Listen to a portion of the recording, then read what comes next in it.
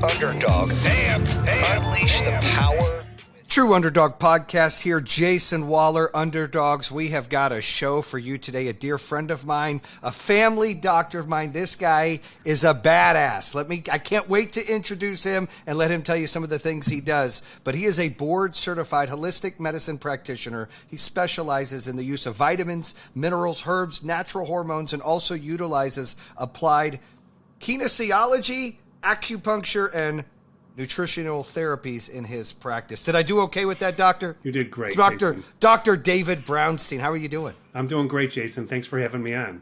Hey, I'm super excited. I mean, we've got introduced from a mutual friend. You have made magic with my wife and my kids. My wife was losing a lot of her hair. She was having a lot of hormonal problems. Our good dear friend Jeff F., he swore about you. I've seen your book. I've read some of your book. I mean, you're world renowned here. You're next level. So I want some of the folks to understand, for 28 years, you've been successfully treating flu, pneumonia through boosting patients' immune systems and vitamins and minerals. Basically, taking the things that we are supposed to have in our body and re-putting them in the body. So in a quick 2-minute type commercial, explain exactly what it is you do to make magic happen.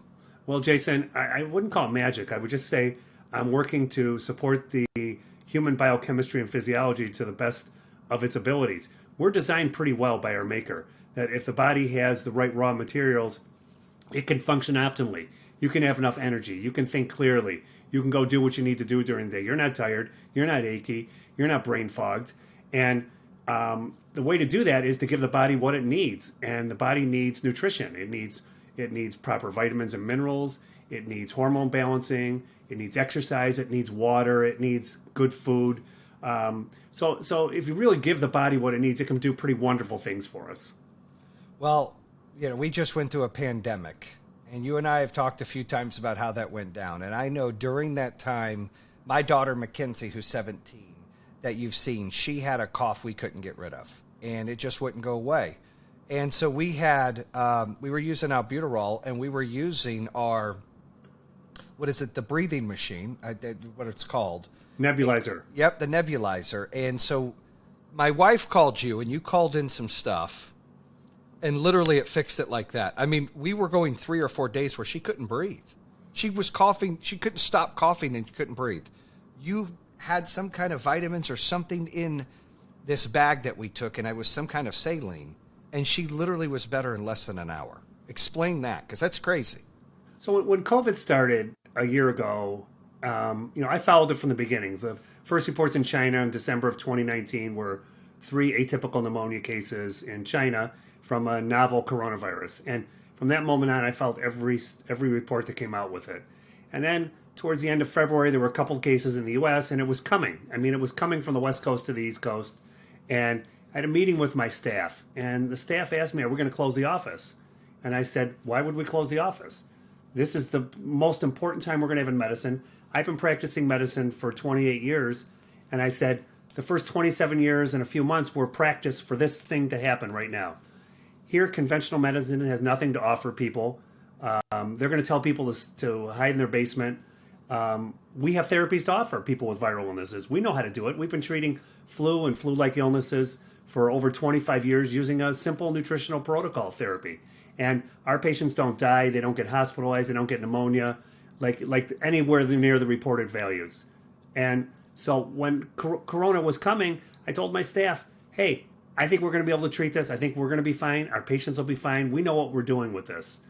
Now, I said to them, look, I've never treated this strain of coronavirus, but I've treated many other strains with it. 1/3 of all flu-like illnesses are coronavirus strains. So one of the things we've been doing for over 2 decades is nebulized hydrogen peroxide and iodine. What that means is it's a solution. We sterilely mix a saline bag, put in a tiny amount of hydrogen peroxide and a small amount of iodine, and patients nebulize that. Nebulizing means you breathe a liquid solution into little particles so it can get deep in the lungs. And asthmatics use nebulizers for their therapy to get the asthma medication deep in their lungs. So we've been having people nebulize hydrogen peroxide and iodine for over 2 decades for pneumonia, for flu, for colds, for COPD, chronic obstructive pulmonary disease, for lung cancer. Any issues with the lungs, we found success in using this. Now, the lungs produce a lot of hydrogen peroxide. Hydrogen peroxide is produced on every cell of the body. Hydrogen peroxide kills foreign invaders. It helps oxygenate tissue. Iodine is the universal antiseptic. There's no bacteria, virus, parasite that's resistant to iodine. The lungs contain a huge amount of iodine if the body has enough iodine, and the lungs can fight back with infection with iodine. Iodine also stimulates immune system cells and decreases the ability for cytokine storm, or when a big inflammatory process happens with the lungs, which is what we've seen with COVID. So I was confident that this therapy would help people. And just like your daughter reported, after 1 or 2 treatments, that's what we heard from our patients. They couldn't breathe. They would nebulize hydrogen peroxide and iodine. Usually the reports were the second dose. I'd have them do it every hour while they were sick, and then start backing off as they were feeling better.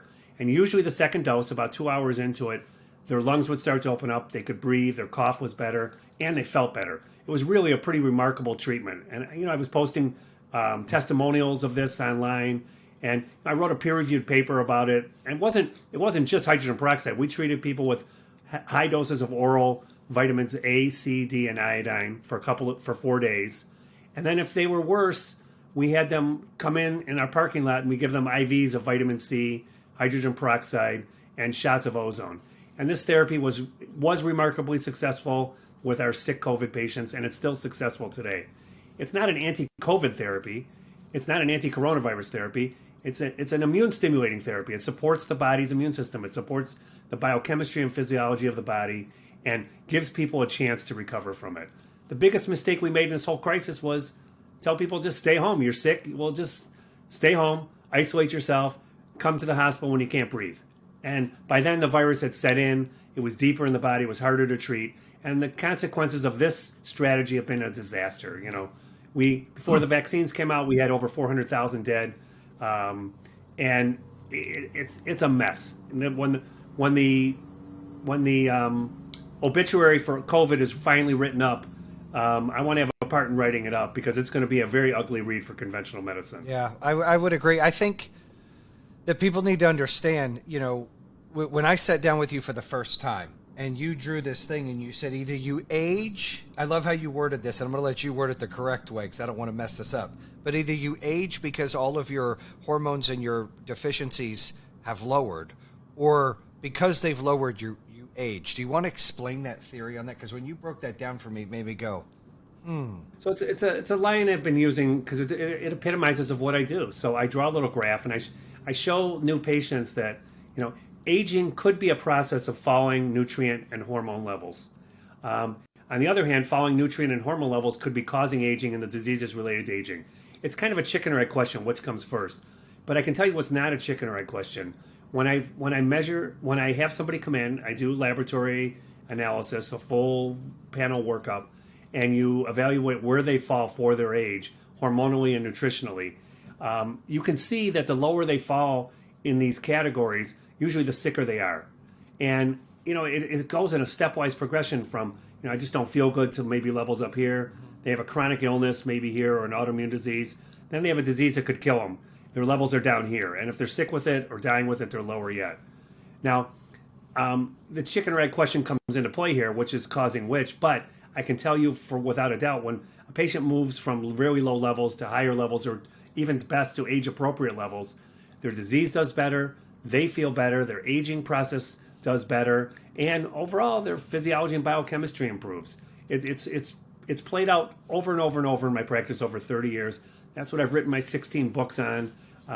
That's what gets me up every morning, gets me excited to go to work, because I still like seeing patients. I still like the detective work, and still like the one-on-one aspect of treating my patients and working with them to help them improve their diet, help them, make sure they know the importance of drinking water, make sure they understand it's really important to exercise. And, the most important thing is they got to eat good. They got to keep sugar out of their diet. They got to keep refined foods out of their diet. And they got to eat healthy foods full of nutrients. We should be getting nutrients from our food, not eating food that's stealing nutrients from our body. What's an example of eating food that steals nutrients from the body? Any refined foods. So the refining food process removes nutrients. And the reason the big food companies do this refining process is they can sit on the shelf longer. For example, refined flour can sit on the shelf basically forever. All the nutrients have been removed from it. And, when you eat when you eat bread or pasta or cakes or cookies made with refined flour and refined sugar and other refined ingredients, it causes your body to use its own nutrients to break it down. It has a hard time breaking it down. It has a hard time getting rid of it. It screws up our bacteria levels. It's not healthy food. We don't get anything from it. We were designed by our maker to eat food in order to gather nutrients from the food that we store for use when we need them. And unfortunately, our food supply, the nutrient levels have been going down over the last 40 to 50 years, and we've become more deficient. And I've seen increased deficiencies since I've been practicing medicine over the last 3 decades. And either we learn to eat better or we're going to continue on our bad course in health in our country. I mean, think about it, Jayson. We spend the most money on healthcare of any Western country, about 20% of our GNP. We finish last on every single health indicator by the World Health Organization, from maternal mortality at birth, to neonatal mortality at birth, to chronic illness, to longevity in men and women. We are last or next to last. I think it's only one category we're next to last compared to every Western country out there. Yet we spend over twofold what almost every other Western country spends. So we're not getting the bang for our buck. 2/3 of us are overweight. 1/3 of us are obese. Is there any wonder why coronavirus hit us so hard? Here we have the most modern healthcare system. You get a heart attack, you get in a car accident. Hey, I want to be in the nearest emergency room that can treat me, that know how to treat heart attacks and broken bones and motor vehicle injury problems. But for chronic illness and for anti-aging care and for long-term care, conventional medicine has really failed us. And we're spending too much money on drugs that don't work. We're not addressing this poor food supply. We're too heavy as a country, and this was the perfect storm for coronavirus to come in and really nail us bad.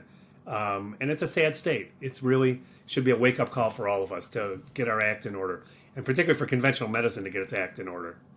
So you've practiced conventional medicine some before you got into holistic medicine, correct? Yes. I started off a conventional doctor. I wasn't interested in any of this holistic stuff. I came from a regular household, conventional household. We went to the doctor when we were sick. We took whatever the doctor gave us. We never questioned anything from the doctor. We never took a vitamin, never saw a chiropractor or alternative healthcare provider. And so I went to med school just to model myself after my family doctor that treated my severe case of asthma as a child. And my turning point came about 6 months into practicing that. I finished my residency. I was thrilled. I couldn't wait to go out on my own and start seeing patients on my own. And about 6 months into practicing, conventional medicine, I realized something was wrong. I didn't know what was wrong at first. I was getting anxious and I was losing sleep and I was just not sure what was happening. And then after a few sleepless nights, I'm getting up to get ready for work and I tell my wife, Allison, I don't want to be a doctor anymore. She's known me since I was 18 years old. We had $100,000 in student loans, and this is all I wanted to do. And she said, what's wrong? And I'm like, I don't know, but I can't do this. And she said, well, tell me more. And I said, well, all I'm doing is treating people with drugs that are creating problems in their body, and I'm having to use more drugs for the first drugs, and they're not getting better. And I can't do this for 40 years. I'm not helping people. So she said, what are you going to do about it? And I'm like, I don't know what I'm going to do about it. And the short version of the story is I got handed a book by a patient, Healing with Nutrition, by Jonathan Wright, who's an allopathic doctor. And he wrote about nutritional therapies in medicine, and that such as, heart disease was not a medication deficient problem. It was a hormonal and nutrient problem. And so my first patient, after reading this book, I called my dad in the office. He was my first patient I tried anything holistic on. My dad had his first heart attack at 40, his second heart attack at 42. By the time I was done with my residency and in this 6-month period, he had he had 2 bypass surgeries, a few more angioplasties. He was on 12 medications for diabetes, hypertension, heart disease. He looked awful. He was pale and pasty. He looked like he was going to die at any minute. I was waiting for the phone call that he had died to come in. And he was taking nitroglycerin pills for continual angina for 20 years. He was popping nitros like they were mints because anytime he moved, he was getting chest pain. Or anytime he exerted himself, he was getting chest pain. So I called my dad in the office. I checked a few lab tests on him. I put him on a couple of natural therapies, which were natural hormones. Nobody had bothered really checking. And within 7 days, his angina went away. Within 30 days, his cholesterol in the 300s fell below 200 without changing any of his bad dietary habits. And he looked from pale and pasty to pink and healthier. He was doing things. He wasn't. Calls me up a week later and he says, "Hey, I haven't used a nitro pill today." I'm like, "Wow, how long has it been?" He goes, "Oh, I don't know, 20 years." And calls me up another week later and says, "I haven't used a nitro pill in a week now." And so when I saw the changes in my dad, I knew that's what I want to do in medicine. I just did a 180 at that point. I went to the partner in the practice I was gonna be a partner with, and told him, I'm going to leave. And he said, "What's wrong?" And I told him, "I'm going to go do holistic medicine." He said, "Why are you going to do that?" I said, "I think it's a better way to practice medicine." He said, "What is it?" I'm like, "I don't really know right now, but I'm going to figure it out." And he said, "Why don't you just do it here?" And I'm like, "No, I need to go find my own office and do this my own way." And here I am, 28 years later, 16 books later. I have a national newsletter. I write about this. It's made medicine fun. I feel like I'm doing the right thing. And I see the results in my patients every day. That's exciting stuff, and that's a leap of faith. Any successful person has to take that leap and bet on themselves. I've given you some of my book to read, and you were kind to give me some tips. But one of the things I talk about there, scared money don't make money. And you got to bet on yourself, and you were betting on yourself because you had a why. You had a reason of something that you liked. You saw the difference in your dad. You felt like that was more impactful for you than just prescribing medicine for medicine. And that's always been my fear. I mean, I've never been in the medical field. I didn't go to college or anything, but I've always been scared of medicine. Like, why do we always have to take Advil? Why do we always have to take Tylenol? I don't want to take that. You see, in today's world, how many people, I've lost 4 out of 5 kids I was friends with in high school. 4 are dead from drug overdose. And I've never done any hardcore drugs or done anything, but they started with painkillers because they were in pain, led to an addiction. The list goes on with all 4 of these guys that I grew up with. And it's wild to me. I've always been so nervous to even try to take medicine. Do you think that plays a part too? Like, now that you see the way modern medicine is now, is it worse now than it was 30 years ago? Well, it's interesting. Your gut instincts about the medicine is true, and you should be questioning everything. Everybody should be questioning. I saw a patient yesterday, and I was explaining to him why I wanted him to cut sugar out of his diet. And he was arguing with me. And his daughter brought him in, who's been my patient for years. And she said, "Oh, Dr. Brownstein, I apologize. I should have warned you about my dad before you brought him in." I'm like, "Hey, that's okay. This is a partnership here. He's driving the car. I'm just telling him turn right, turn left. He needs to make a decision what he wants to do." But, medicines, 99% of medicines on the market do one of 2 things. They poison enzymes in the human body, and they block receptors. That's how they're designed. Because you can only use patentable stuff. Big Pharma can only patent unnatural items, which is drugs. They can't patent vitamin C. They can't patent broccoli. They can't patent, vitamin A. So they alter these things, and they call them drugs. So these things, because they're unnatural substances, poison enzymes, block receptors in the body. My premise has been since my dad that once I started looking into why are these 2 therapies helping him, because I was supporting his I was supporting his biochemistry, I was supporting his physiology, I was supporting his immune system, not blocking it, not poisoning it, and so that core tenet has sort of molded me for the last 28 years. And when you say you got to take a leap, one of the interesting things that I told you that you sent me 2 chapters of your book to review, and it was about 9:45 at night, and I'm like, I'll read a chapter or part of a chapter right now. I stayed up till about an hour reading them both, thinking about it, because it is really important to find your. I always tell my kids, I've told my kids since they were young, find your passion. If you find your passion and you're helping people and you're doing the right thing, you're going to make money, you're going to be able to support yourself, and you're going to be happy doing it. And I said, if you don't have that passion, it's just like making widgets. Eventually you're going to get bored. Eventually you're not going to like it. And eventually you're not going to like yourself.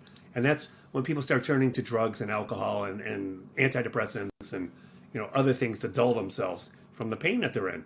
So I think your book has a really good message for people. And, when I made that leap of faith and I fired my lawyer, told my partner, "Hey, I'm going to leave and go open this office." He said, "How are you going to do it?" And I'm like, "I don't know." And my wife was pregnant with my first child. And I went to Allison, talked to her about it. She supported me from ground zero, and she said, "Hey, if that's what you want to do, let's do this." And she never asked me, how are we going to buy food? How are we going to pay things? Look, I was thinking about that, let me tell you. I was going to work the emergency room. I was going to work nights. I was going to make it work no matter what happened. But the interesting thing with that story was the biggest fight I got into was with my father. He said, what do you mean you're not going to be a partner in that practice? And I told him, and he goes, you got a baby coming in 2 months. I'm like, Dad, I know I have a baby coming. He goes, well, how are you going to support this child? I'm like, I'll figure it out, Dad. I'm going to do this. And he asked me one more question, and that's it. I blew up, and we started having this huge fight. And I told him at that point I needed his support. I didn't need more anxiety. And I said, I can handle this. I'm gonna. If I have to work 2 jobs, I'll work 2 jobs. I said, in my heart, I knew this was the right thing to do, and it was my passion, and I found that passion, and I'm thankful to God that I have that passion and found it, and it's really served me well over the last 28 years.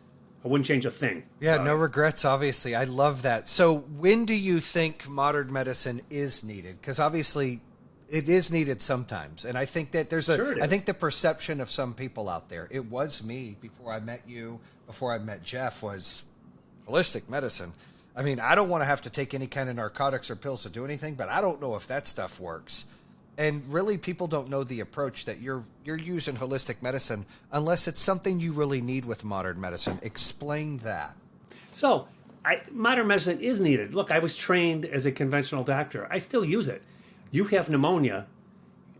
You have bacterial pneumonia. You need antibiotics. And I'll prescribe the antibiotics for you. You might even need steroids with those antibiotics. But you could also take IVs of vitamin C. You could also do IVs of hydrogen peroxide. You could also nebulize hydrogen peroxide. And the consequence of doing those latter 3 things is you're going to need less antibiotics, you're going to get better quicker, and you're going to have less chance of being hospitalized and put on a ventilator and needing more stronger antibiotics that can screw up your gut flora and screw up your immune system. So, I mean, look, like I said before, if you have a car accident and you break bones, I want to be in the nearest emergency room. And I have a heart attack. We treat heart attacks pretty well. Mortality from acute heart attacks has gone down dramatically over the last 2 or 3 decades. But the long-term care here for arthritis, for long-term care for heart disease, for diabetes, all these chronic conditions, obesity that has affected 2/3 of us and driven up our healthcare costs, and our mortality rates, our longevity rates are falling in men and women. It's been a disaster, as I mentioned at the beginning, and we need a better mousetrap for outpatient therapy. And I'm telling you, COVID was the perfect storm to nail us. And we should have a Manhattan Project called for by the federal government to figure out what happened with COVID and to figure out what went wrong and how we can prevent this. And the first thing we need to do is figure out why 2/3 of us are overweight and 1/3 are obese and how we're going to get over this. So until we do something like that, until we have a reckoning with that, we'll just keep going down the same road, and we're going to get poor results with the next virus that comes around or the next bacterial infection, and we'll just chalk it up to that's the way life is. Well, I'm not willing to chalk it up like that. That's not how I practice medicine. Yeah, no, for the listeners out there that are focused on natural wellness lifestyles but are feeling the effects of the pandemic or their mental well-being, can you touch on what gut health is and the connection to mental health? So there are more immune system cells in the gut than anywhere in the body. So we need a healthy gut to have a healthy immune system.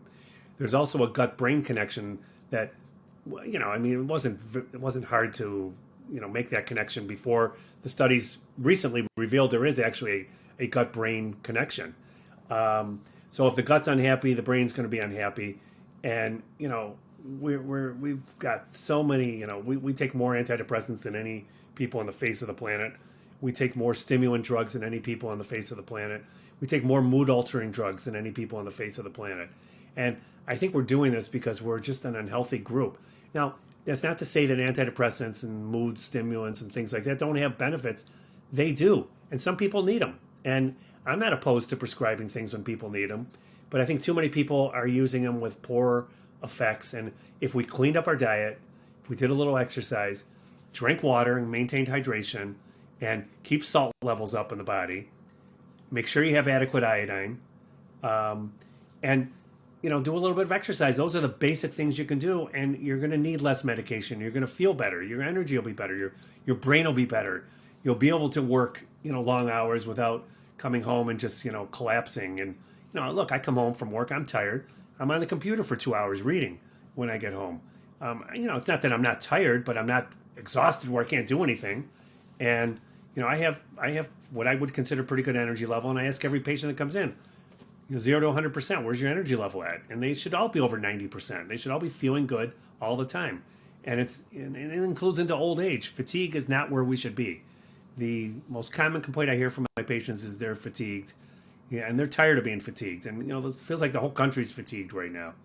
But there is, you have to take ownership of what you're eating and what you do, and your body's like a machine. You can either, I always give the analogy to the patients: you can put bad gas in the car, and you don't have to really wonder why the car's running poorly. So why are you putting bad gas in it? And our bodies are the same way. It needs good food. It doesn't need bad food. And refined food, refined sugar, flour, salt, oils, terrible for the body. They gum up the body. They cause us to lose nutrient levels. We don't get any nutrients from them. We use up our nutrients to try and break down this lousy food.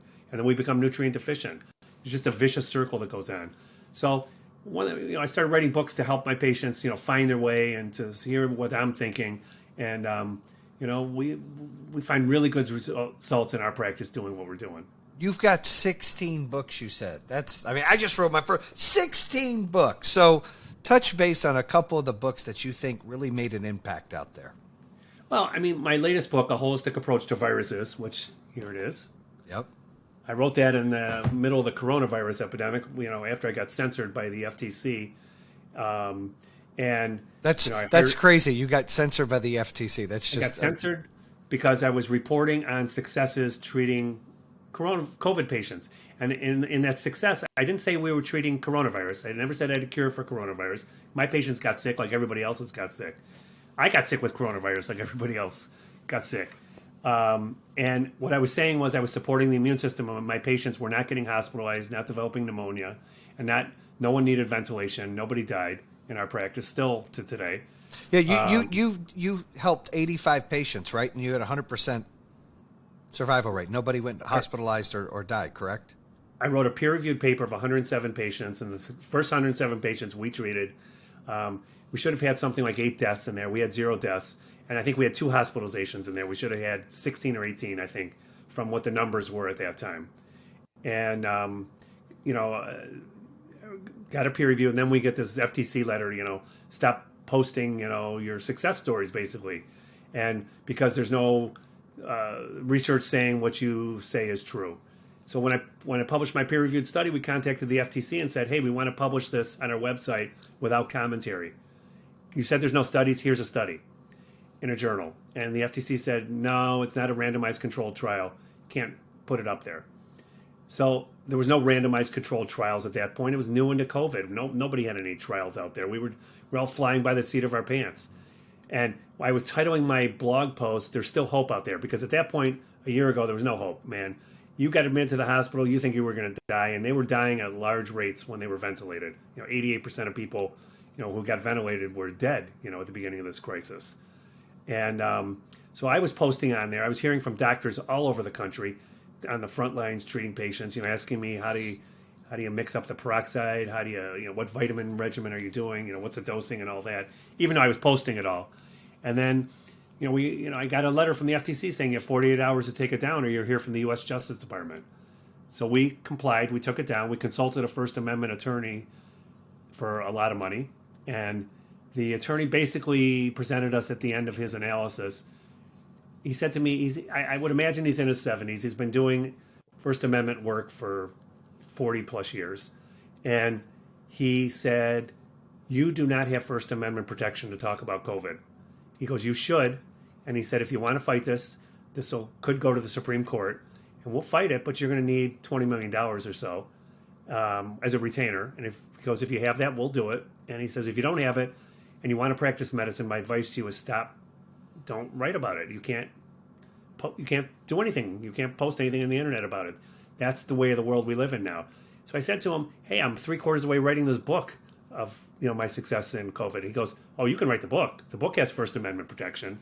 You don't, but the book does. So that's how that book came about. I love that. And the other books I've written a book on iodine. I've written a book on thyroid disorders. I've written a book on natural hormones. arthritis. I have a host, like I said, I got 16 of them, but I just write about what works in my practice. And, I try and make it easy for the reader to understand the biochemistry and physiology behind it. Because look, if I can't explain what I'm doing, then I'm either don't know what I'm doing or I'm hiding something about it. But it should be easy to understand. And the human body is a very complex structure, but it's not that complex to support the human body and to give it the basic raw materials it needs. It's not simple, but it's not that complex, and that's what we should be doing in medicine. What's more complex is to give people drugs that poison enzymes and block receptors and expect them to do well over the long term. That's a pretty complex topic, and the reason it's complex is it doesn't work. So that's why we're in the mess we're in right now. And look, compare our health to the health of any other Western country out there. Folks, it ain't pretty. We finished last on every one of those health indicators.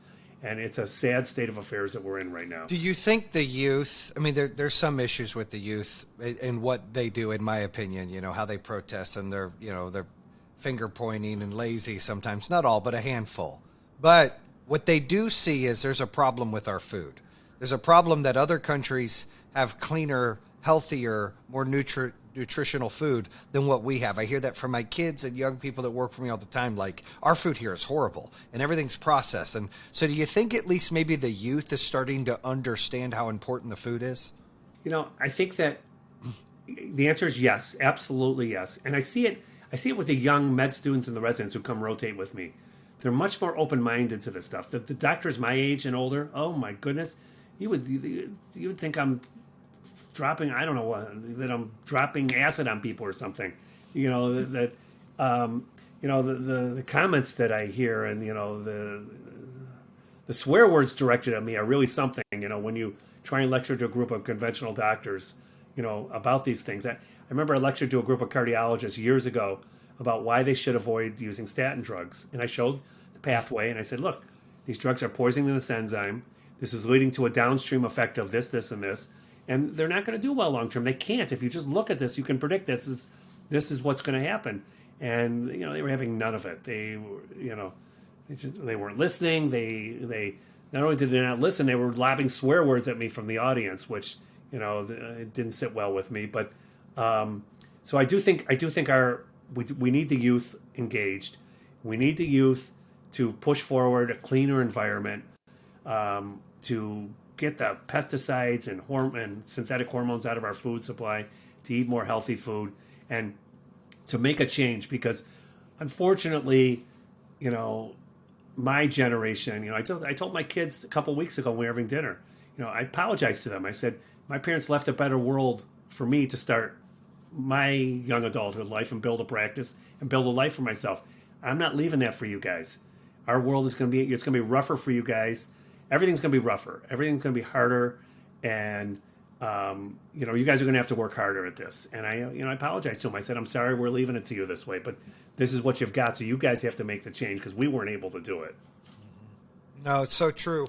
I think it's important that people understand, what you do, and you touched about it a few times, is the best way to think about holistic medicine is it's a better way than just taking drugs which aren't good for you to get things healthy again. And if that doesn't work and you need to go the other direction, like you said, that's fine. But there's so many majority of people that can see a difference. My wife, I'll use an example, saw doctor after doctor after doctor, medicine after medicine, all kinds of issues. Couldn't get her hair to grow back, couldn't get her color back. Her hair is full grown. She's happy as can be, game changer. I'm seeing it with my 17-year-old. We lived at a lake in Mooresville, North Carolina, where there's a lot of thyroid cancer, a lot of the eye cancer happening because there's coal ash. And so people are having all these issues in the well water and in the environment. It's actually a cancer cluster. And when we lived there, Liz had a PICC line, and my son's eyes were always dark. And so when we moved to Michigan, it cleaned up a little bit, but just paying attention and taking a lot of the minerals and the vitamins and the things that we have to take that you prescribe is a game changer. Like, everyone feels a little better, and then we're not having to take some kind of medicine made in big pharma for profit. That's where I think people are missing it. We get used to that, and all that can do is lead to addiction and create other problems. You should only have to use that when you have to use that, correct? Absolutely. But, do the basics, for God's sakes. Eat good. Learn what foods are good, what foods are bad. Drink enough water to maintain hydration. Keep your salt levels up, because the next major constituent next to water in the body is salt. And take iodine. I mean, those are some basic things that I see in my practice. Iodine levels across the U.S. have fallen over 50% over the last 40 years. And the consequences of falling iodine levels are thyroid problems, breast problems, prostate problems, ovarian problems, uterine problems, pancreas problems. What are we seeing problems with in people today? Thyroid cancer is the fastest growing cancer. 1 in 7 women have breast cancer across the U.S. That should be. I don't understand why women aren't marching on Washington on that one. 1 in 3 men have prostate cancer. Pancreatic cancer growing at epidemic rates. Ovarian, uterine cancer skyrocketing.